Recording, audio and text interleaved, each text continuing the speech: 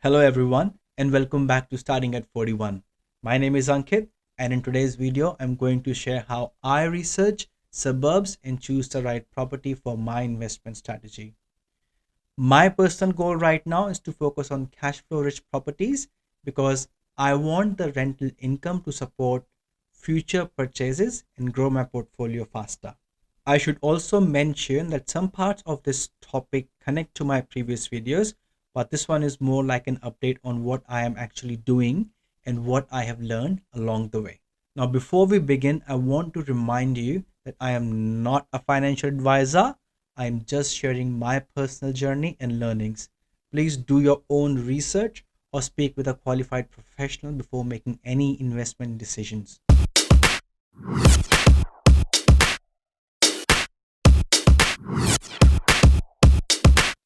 For me, my main priority right now is finding the properties that provide healthy rental returns.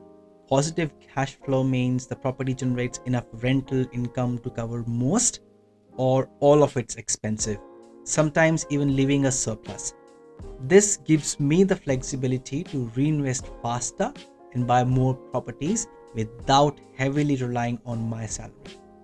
Of course, this really comes down to your risk appetite. Some people prefer to chase capital growth suburbs where the property value might increase rapidly over time, but rental yields are often lower.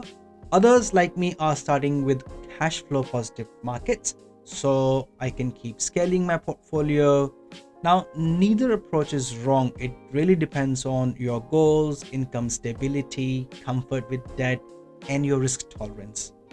For example, in suburbs in regional Queensland like Cairns, Townsville are currently offering rental yields around 5 to 6% based on my research, which is far better than many metro suburbs. Now that makes them very attractive if you want consistent rental income. I'm not saying you should go invest in those suburbs, but I'm just saying what I've seen so far.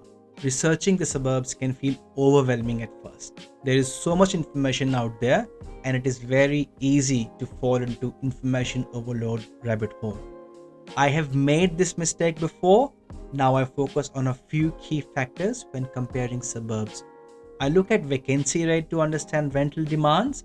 Low vacancy rates usually means tenants are competing for properties, which is a positive sign. I check the rental yield to see how much income the property generates compared to its price.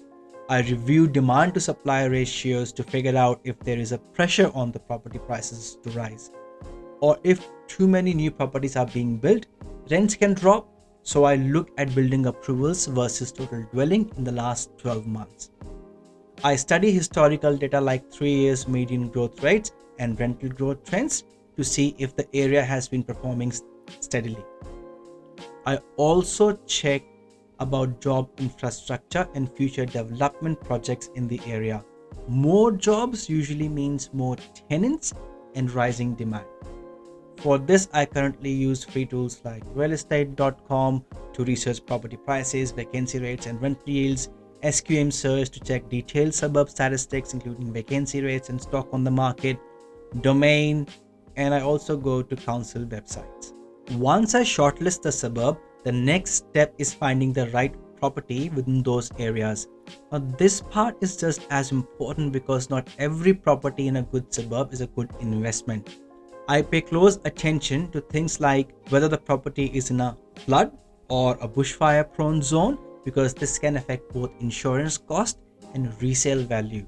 I also check traffic noise levels, surrounding developments, and any council zoning restrictions that could impact the property later. Then I evaluate the land to asset ratio. Ideally, you want a good balance between land value and the dwelling value. For example, a house on a decent sized block usually appreciate faster than an apartment in a same suburb.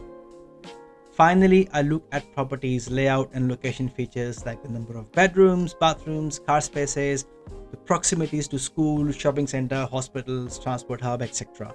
Now, these factors directly influence rental demand and how easy it will be to attract good tenants. One of the biggest challenges I faced as a beginner is the information overload. Now, there is so much data, so many opinions, and hundreds of strategies out there. Early on, I found myself falling into endless research, trying to learn everything at once and ending up confused. Now, what helped me was picking just one or two mentors or training programs I resonate with and sticking to them. Now, this stopped me from bouncing around and gave me a structured learning path. Researching suburbs and properties takes time, but it is worth the effort. Picking the right suburb and the right property within it can be the difference between a portfolio that grows and the one that struggles. At this stage, I'm still deciding whether to involve a buyer's agent because they can help me with doing the research, negotiation, and even access of market properties and saving me some time on what I need to do. But their fees can be significant. For now, I'm doing my own research to learn the process so that I can ask the right questions to buyer's agent if I involve them later, and also keeping my option open. I hope walking you through my thought process helps you structure your own research if you are also starting your property investing journey. If you found this helpful, please give this video a like, subscribe to Starting at 41, and hit the bell icon so that you do not miss the next one. Thanks for watching.